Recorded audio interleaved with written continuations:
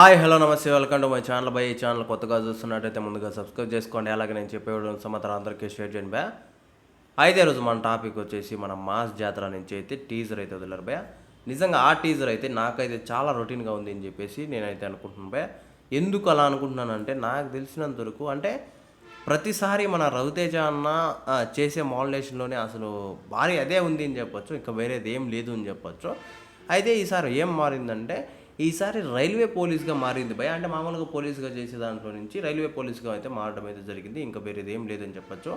ఇంకా టీజర్‌లో కొన్ని షాట్‌లయితే ఇంకా చాలా దారుణంగా ఉన్నాయని చెప్పొచ్చు. అంటే మన శ్రీలీల గారు, మన రవితేజ అన్న ఉన్న టైంలో కొన్ని డాన్స్ మూవ్‌మెంట్లుంటాయి. అవైతే చండాలంగా ఉన్నాయని చెప్పొచ్చు. ఇక్కడ టీజర్ అయితే బాలేదు గానీ నాకు తెలిసినంత వరకు రవితేజ అన్న పర్ఫార్మెన్స్‌లో మాత్రం ఎటువంటి డౌటు ఉండదు భయ్యా. ఎందుకంటే ఆయనకి ఏదైతే ఎనర్జీ ఉంటుందో ఆ ఎనర్జీనైతే అసలు ఎవ్వరు మ్యాచ్ చేయలేరు అన్న టైప్‌లో అయితే మ్యాచ్ చేస్తాడు భయ్యా. నిజంగా ఎంత అంటే ఆ స్టోరీ ఎలా అన్నావని, ఆ టీజర్ ఎలా అన్నావని, ఆ ట్రైలర్ ఎలా అన్నావని, ఆయన పెట్టే ఎఫెక్ట్ మాత్రం ఆ సినిమా కథ ఎలా అన్నావని, ఆయన పెట్టే ఎఫెక్ట్ మాత్రం ఏ హీరో పెట్టడేమో అన్న టైప్‌లో అనిపిస్తుంది భయ్యా.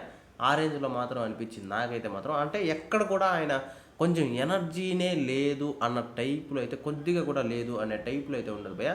సినిమా మొత్తం ఏ ఎనర్జీ ఉంటుందో అదే ఎనర్జీ అయితే మెయింటైన్ చేస్తాడు. అసలు వేరే లెవెల్ అని చెప్పొచ్చు ఆ విషయంలో మాత్రము.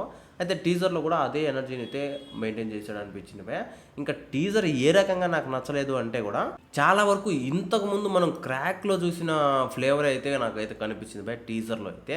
ఇంకా దాన్ని మించి అయితే నాకు ఇంకేం కనపడలేదు టీజర్‌లో అని చెప్పేసి నేనైతే అనుకుంటున్నాను భయ్యా.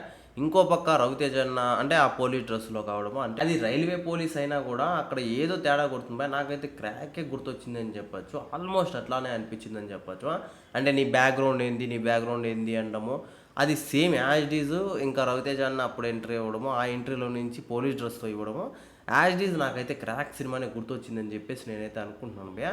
నిజానికి ఇలాంటి టీజర్‌లు చాలా వరకు రొటీన్‌గానే ఉన్నాయని చెప్పేసి నేనైతే అనుకుంటున్నాను. అంటే మన రవితేజ అన్న సినిమాల్లో చాలా వరకు కొన్ని టీజర్‌లు కావచ్చు, కొన్ని ట్రైలర్ కావచ్చు చాలా రొటీన్‌గా ఉన్నాయి ఈనడం అని చెప్పేసి నేనైతే అనుకున్నాను భయ్యా.